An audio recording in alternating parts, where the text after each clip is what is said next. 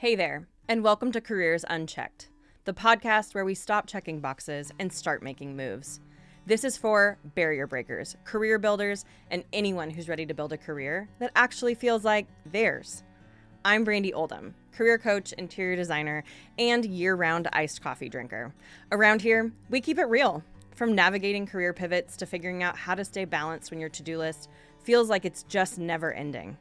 Whether you're chasing that next promotion, thinking about switching things up, or just trying to figure out what's next, you're in the right place. My goal? To help you trust yourself, take action that feels good, and build a career that's sustainable, not stressful. So grab your drink of choice, settle in, and let's get to it. Remote work gave us flexibility and quietly took away something we didn't realize we needed: professional witnesses. No one sees you solving problems in real time anymore. The hallway conversations that built relationships are just gone. Those moments when you stayed late and a senior leader noticed, gone. Even the subtle ways you influence team culture through presence, easily lost. You're still doing the same quality work, maybe even better work, but you're doing it in a professional vacuum. I remember the first year I worked fully remote. At first it felt incredible. Quiet mornings, no commute, total flexibility. But after a few months, I started to feel invisible.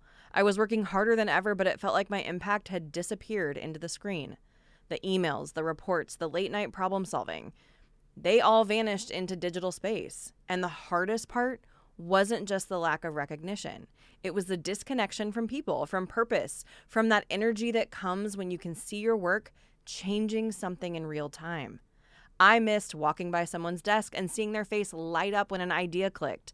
I missed mentoring casually between meetings, inspiring through small, unplanned conversations. That was when I realized remote work doesn't erase your ability to make an impact, it just hides the evidence. And if you want to keep growing, you'll have to bring that visibility back on purpose. And this isn't just a feeling. There's data behind it. Remote employees are 31% less likely to get promoted and 35% more likely to be laid off. And it's not because you're less capable, it's because you're less visible to the decision makers. While hybrid workers keep similar promotion rates to in-office peers, fully remote workers are systematically disadvantaged. Out of sight really does mean out of mind when promotion discussions happen. That's the hidden career tax of remote work, and it's one we just can't ignore. So what do we do about this? I recommend that you engineer the relationships that you used to develop organically in the office. Those casual water cooler moments you once stumbled into, now you're going to have to create them intentionally. Block calendar time for relationship building calls that aren't about projects.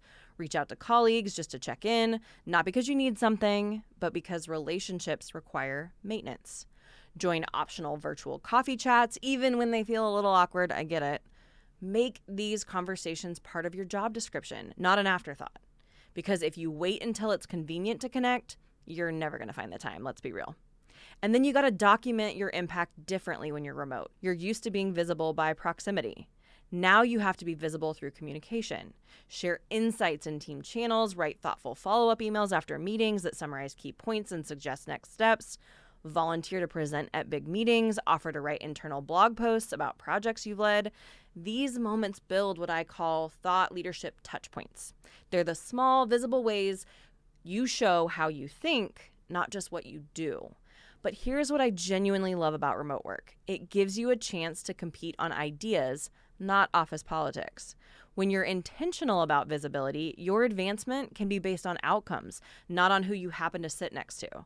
It becomes about the quality of your thinking instead of your ability to manage hallway dynamics. You can build credibility through value, not volume. There's one more reflection that might be worth sitting with as well. Before you dive into all these visibility strategies, I really want you to ask yourself, is this really about being seen remotely, or is it about remote work itself? Some people thrive on in-person energy. The buzz of collaboration, the creative sparks that happen when ideas collide. And if you find yourself constantly drained by virtual meetings, missing spontaneous conversation, or feeling isolated even with good digital relationships, the challenge might not be visibility, it might be fit. So many people want to be in remote work right now, but let's be real, it's not for everybody, and that's okay.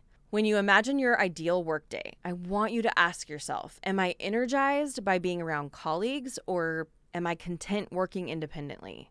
Do my best ideas come from planned discussions or from the energy in a shared room? And if you're constantly craving that in-person flow, advocating for a hybrid setup might be more effective than mastering every single remote visibility strategy. But if visibility is the challenge, you love remote work, let's make it actionable. This week, schedule conversations with 3 colleagues you don't work with directly. Focus on understanding their challenges. Relationships grow faster when curiosity is the leading factor. And then identify one way to make your thinking visible this month. Maybe you lead a project update, share industry insights with your team, or even present an analysis that helps other people see the bigger picture. And then next quarter, audit your professional network. Are you building relationships across the organization, or are you only maintaining the ones in your immediate team? Remote work changes everything about professional development. It asks you to do what used to happen naturally, and now you have to do it with intention. So here's the choice every remote professional faces. You can either adapt and build influence on purpose, or watch others advance while you quietly complete tasks in isolation. But here's the good news. You already have everything you need. You know how to build trust, how to communicate, how to deliver excellence. Now it's just about bringing that same energy online so people can see the impact you're already making. You can still build connection, community, and credibility even through a screen. It just takes a lot more intention. And you're already wired for that. Thanks for joining me today on Careers Unchecked. If you've got a career question or just need someone to bounce an idea off of, reach out. I'd love to hear from you. Until next time, take a breath, take a step, and keep moving forward. You've got this.